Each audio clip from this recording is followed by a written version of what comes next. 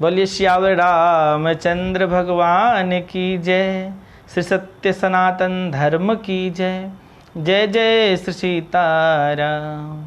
आइए प्रिय सज्जनों, माताएं, बहनों, उपस्थित समस्त सद्भक्तों, श्रद्धालुओं, जिज्ञासुओं, ज्ञानियों, आर्तों, अर्थार्थियों, सभी संप्रदाय के मतावलंबी एवं ब्रह्म ज्ञान विचारकों, परमात्मा के असीम अनुकंपा से हम लोग आज बात करेंगे सत्संग रूप में संतों के लक्षण पर। संत कहते किसे हैं, इस पर बहुत सुंदर श्री रामचरितमानस के उत्तरकांड में वर्णन है। दोहा नंबर 36-37 में बहुत सुंदर वर्णन है। आइए हम लोग श्रवण करते हैं। इससे पूर्व ये जानिए कि हमारे श्री हनुमत योग चैनल को सब्सक्राइब जरूर कीजिएगा। सब्सक्राइब करने का तात्पर्य है एक कदम आपका अपने सनातन धर्म को बढ़ाना। बहुत लोगों को तो ये भी नहीं मालूम है कि सनातन धर्म होता क्या है। अरे भाई, जो आपका हिंदू धर्म है, यानी आप हिंदू हैं, तो हिंदू का ही प्रधान नाम सनातन धर्म है और सनातन धर्म का ही उपनाम हिंदू धर्म है। ठीक है, तो इसलिए समझिए, सनातन धर्म में बहुत सारे संप्रदाय हैं, वो हम लोग फिर बाद में बात करेंगे, परंतु अभी हम लोग बात करेंगे संत के लक्षण पर। एक समय की बात है कि वाटिका में, फुलवारी में भगवान श्री राम बैठे थे और बैठे थे, उसका कारण था कि उससे पूर्व सनकादिक ऋषि आए थे। सनक, सनंदन, सनातन, संत कुमार 4 भाई हैं, चारों संत हैं, बहुत अच्छे संत हैं। इनके बारे में वेद पुराण उपनिषद सब जगह बहुत सुंदर वर्णन है, गीता जी में भी वर्णन है, सब जगह वर्णन है। तो वो महान संत आए थे भगवान श्री राम से मिलने। भगवान श्री राम ने अपने अंग वस्त्र उतार कर उनको बिछा करके उस वाटिका में उन्होंने बैठाया और हाल समाचार कुशल पूछने के बाद और उनसे वार्तालाप, सत्संग, चर्चा उन्होंने किया। तत्पश्चात कुछ देर के बाद उस सनकादिक ऋषि चले गए। उसी क्षण संयोगवश भरतलाल जी तथा शत्रुघ्न जी, लखनलाल जी और हनुमान जी भी विराजमान हो गए, आ गए और उन्होंने कहा कि प्रभु, आप संतों के इतने अनुकूल रहते हैं, आखिर क्या बात है? तो हम भी आपके श्रीमुख से जानना चाहते हैं। वो भी बड़े भाई है, आदर पूर्वक बोलना तो उन्हें था, लेकिन सकुचा करके उन्होंने कुछ कहना चाहा। हनुमान जी ने कहा कि हे प्रभु, भरतलाल जी कुछ कहना चाहते हैं।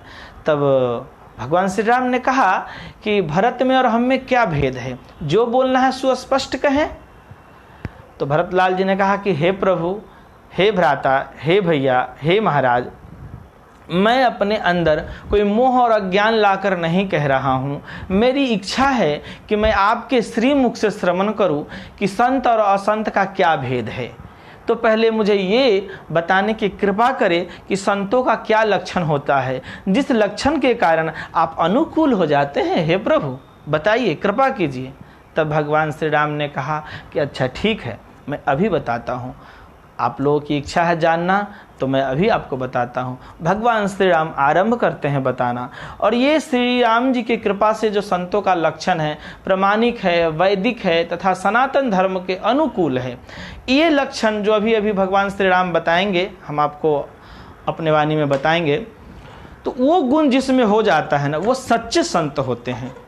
ठीक, तो आइए भगवान श्री राम क्या कहते हैं।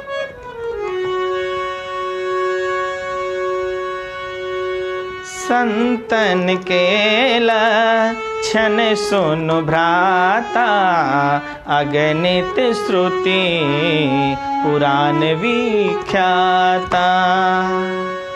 कि संतन के लक्षण सुनु भ्राता, संतन के लक्षण सुनिए हे भाइयों। अगणित श्रुति पुराण विख्याता, वेदों में और पुराणों में असंख्य संतों का गुण वर्णन किया गया है, विख्यात है। क्या है, सबसे पहले बतलाते हैं कि संतों का जो गुण है कैसा है। तो जैसे एक कुल्हाड़ी और चंदन का वृक्ष, समझिएगा गौर से, कुल्हाड़ी और चंदन का वृक्ष। तो कुल्हाड़ी का काम है चंदन के वृक्ष को काटना, वो काटता है।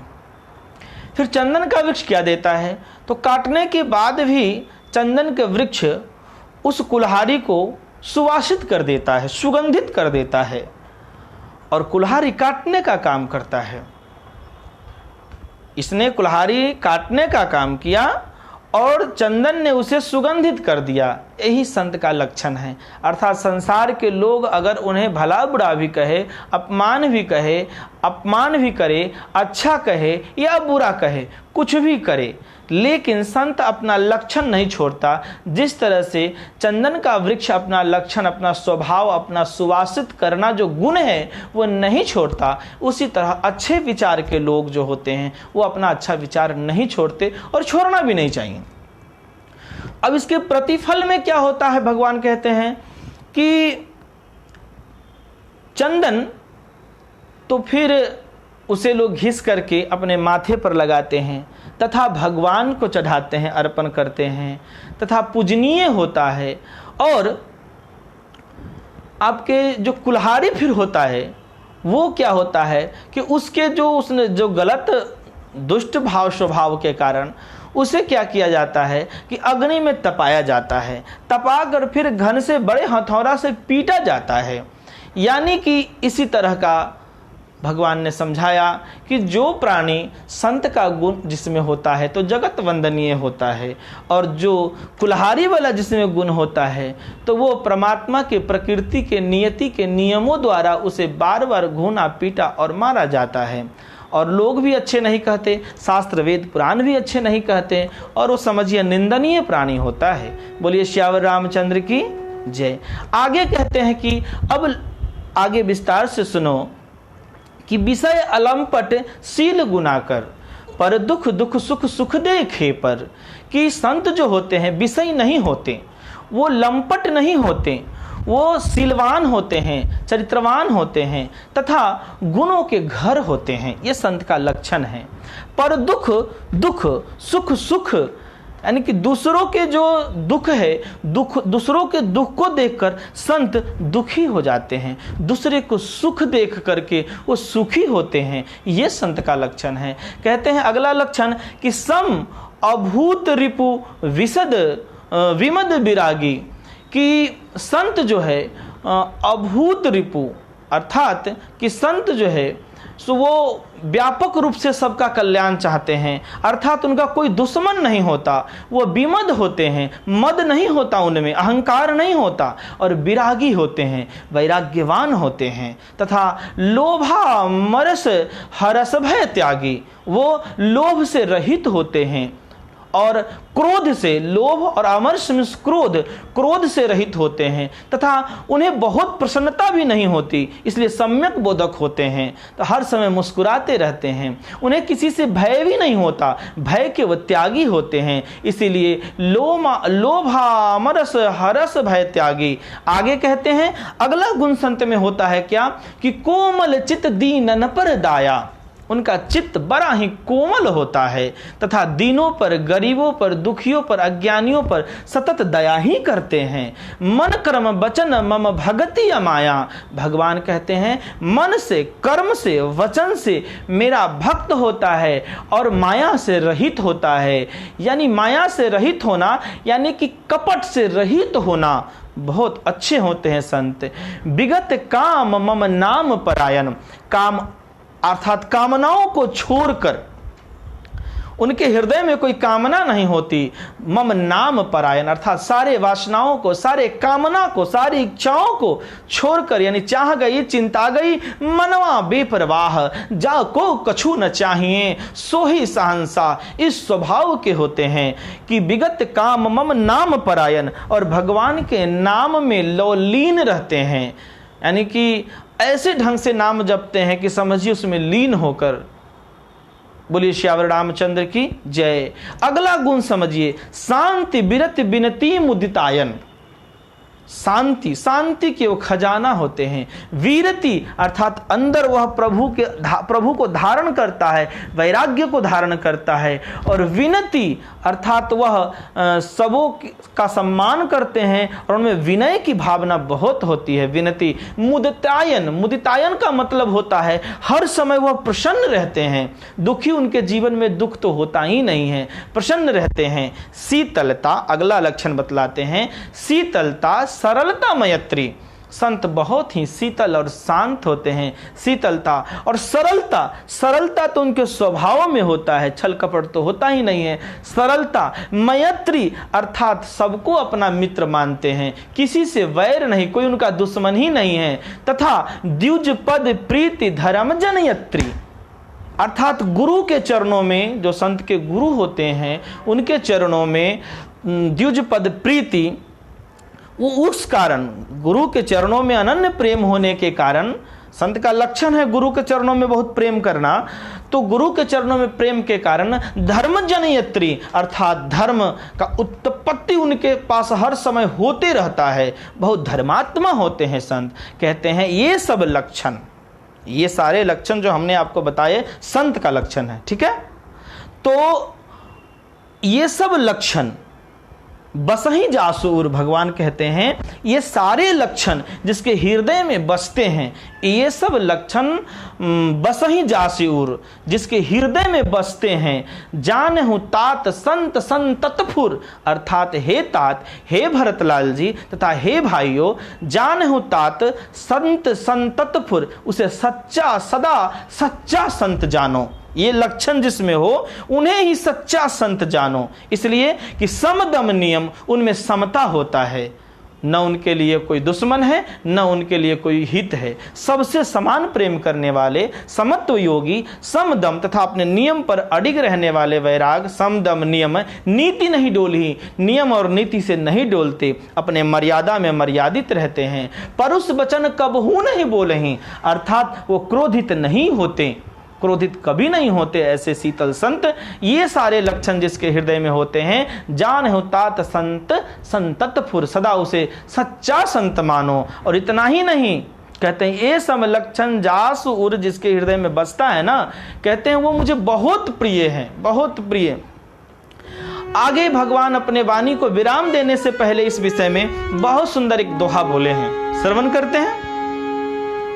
निंदा स्तुति उभय समा, ममता मम पद कंज, ते सज्जन मम प्राण प्रिय, गुण मंदिर सुख पुंज।